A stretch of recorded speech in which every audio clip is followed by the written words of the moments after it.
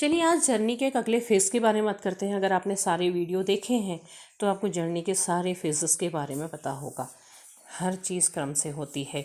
अगर नहीं देखे हैं तो प्लेलिस्ट में जाकर के पीछे जर्नी के फेजेस वाली वीडियो ज़रूर देखिएगा, आपको बहुत सारी जानकारियाँ पता चलेंगी। हेलो दोस्तों, welcome to my YouTube channel आध्यात्म और विज्ञान। आज के इस वीडियो में मैं जर्नी के अगले फेज़ के बारे में बात करूँगी।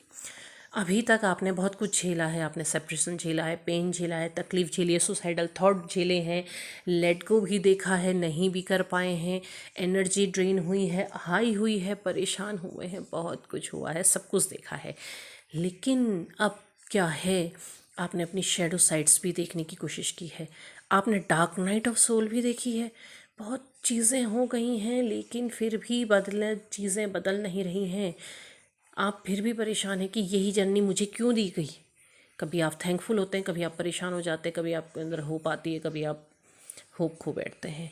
तो फिर भी कि आखिर ऐसा क्यों हुआ। तो अब आपके अगर आप ये सारी चीज़ें झेल चुके हैं और गाइडेंस को फॉलो करते हुए अपनी जर्नी में आगे बढ़ रहे हैं, तो अब आपके लाइफ में, अब आपकी जर्नी में फेज़ आएगा कि आपको इस जर्नी में क्यों डाला गया था, क्या कारण था, आपने ऐसा क्या किया था जिसकी वजह से आपको ये कर्मा झेलना पड़ा था। भले ही ट्विन फ्लेम जर्नी है, कर्मा तो फिर भी झेलना ही पड़ता है। जब तक आपका कर्मा रहता है तब तक ही तो चीज़ें होती हैं। आपको उतना ही रुलाया जाता है जितना कर्मा आप करके आए थे।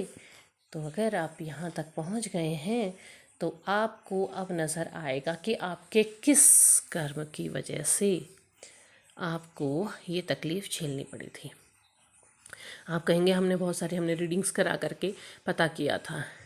रीडिंग्स सिर्फ इतना बताती हैं कि हाँ, आपने पास्ट लाइफ में कुछ ऐसा किया था, लेकिन जब आप देखेंगे तो आपने क्या किया था आप वो देख पाएंगे। आपके केवल पास्ट लाइफ के नहीं, इसी लाइफ में पास्ट टाइम में भी आप जो कर्म करके आए थे और जिसकी वजह से आप पेन झेल रहे थे, आपको वो समझ में आने लगता है कि आपको ये तकलीफ़ इस कारण हुई थी, आपने इस व्यक्ति को ये तकलीफ़ दी थी या इस प्राणी के साथ आपने ये चीज़ किया था, वो सब पता चलने लगता है। तो अपनी जर्नी को बहुत ध्यान से देखने की ज़रूरत है। ये सीखने के लिए ही तो ये जर्नी मिली है। तो जब तक आप सीखने के फेज़ में नहीं आएंगे ना, जब तक आप पीछे भागते रहेंगे तब तक तो नहीं होगा। हो सकता है आपको वीडियो मिल जाए आपके इस फेज़ में पहुंचने से बहुत पहले, तो भी मैं यही कहूँगी कि आप पीछे ज़रूर देखिएगा, क्योंकि अभी अगर आप वहाँ नहीं पहुँचे हैं तो ये वीडियो आपको ये चीज़ नहीं दे पाएगी। तो आपको समझना होगा अपनी जर्नी में जो चेजिंग वाली चीज़ें हैं उससे बाहर निकलना होगा। तब आप यहाँ पर देख पाएंगे कि आपने पहले क्या किया था, पहले आपने कौन सी तकलीफ़ किसे दी थी, किस हद तक आपकी वजह से कोई पेन में गया था। तो वो चीज़ आपके, और जब आप इस जगह पे पहुँचेंगे तो आपको एहसास होगा कि आपने वास्तव में ये गलती की थी और उस गलती के लिए आपको ईश्वर से, उस सोल से क्षमा मांगनी चाहिए। क्योंकि जब आप क्षमा मांगेंगे तो तभी तो आप महसूस कर पाएंगे, आपके अंदर की जो भारीपन है, आपके अंदर की जो तकलीफ़ है वो रिलीज़ होगी। अगर चीज़ आपके इस जीवन से जुड़ी है, इसी लाइफ में आपने किसी को तकलीफ़ दी है और ऐसी सिचुएशन है कि आप उससे इन पर्सन क्षमा मांग सकते हैं, तो ज़रूर मांगिए कि मेरी वजह से आपको ये तकलीफ़ हुई थी, इसके लिए मैं आपसे क्षमा मांगती हूँ या क्षमा मांगता हूँ। आपको उस चीज़ को मांगनी चाहिए और उस चीज़ को, उस कर्मा को रिलीज़ करना चाहिए और ईश्वर को भी धन्यवाद देना चाहिए कि आपने मुझे मेरे इस कर्मा का फल इसी जन्म में दे दिया है।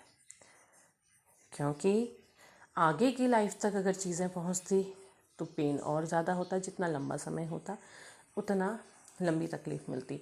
और पास्ट लाइफ में आपको ये भी एहसास होने लगता है कि आपने पास्ट लाइफ में अपने किसी के साथ बहुत गलत किया था। हो सकता है वो सामने वाला व्यक्ति ही हो, वही सोल हो, या फिर कोई और सोल भी हो सकती है, क्योंकि दोनों सिचुएशंस होती हैं। तो वहाँ पर भी आपने कुछ गलत किया था, आपने महसूस किया कि आपने गलत किया, इसी वजह से आपको इतना ज़्यादा पेन झेलना पड़ा है। तो जब आपको ये चीज़ें महसूस होती हैं तो आपने माफ़ी मांगनी है, आपने माफ़ी भी मांगनी है ईश्वर से, उस सोल से, और धन्यवाद भी करना है ईश्वर को कि आपने मुझे ये चीज़ एहसास कराई, मुझे महसूस कराया, और इसके लिए मैं धन्यवाद भी करती हूँ या करता हूँ। और जो मेरे कर्म था उसका फल भी मुझे दिया है, लेकिन आगे के लिए ही ईश्वर मुझे ऐसा बनाइएगा कि मैं किसी को तकलीफ़ ना दूँ, किसी को भी मेरी वजह से तकलीफ़ ना हो। मैं आपकी शरण में हूँ, या आप कहिए ईश्वर से। ये चीज़ें जब आप कहते हैं तो आप देखेंगे कि यहाँ से आपकी जर्नी में एक नया चरण, एक नई चीज़ आपके सामने आएगी। तो वो क्या आएगी मैं ज़रूर बताऊँगी। चैनल से जुड़े रहिएगा। तब तक के लिए धन्यवाद।